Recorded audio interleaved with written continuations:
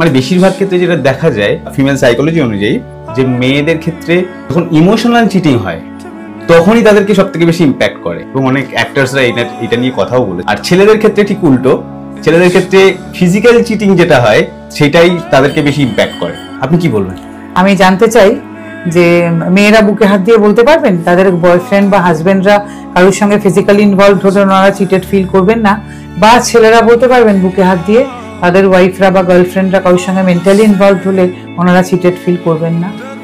সম্পর্কের ক্ষেত্রে অনেক সময় চিটিং আসে, নারী পুরুষ উভয়েরই আসে। আজকের দুনিয়ায় তো আরো অনেক বেশি, তার কারণ পুরুষ তো অনেক আগে থেকেই বাইরে ছিলেন, নারী অনেকদিন হলো বাইরে বেরিয়েছেন।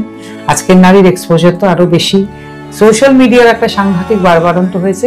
কাজে এসব তো আজকাল একটা জল ভাতের মতো হয়ে গেছে, কিন্তু তার মানে এটা নয় যে চিটেড হলে কেউ দুঃখ পান না।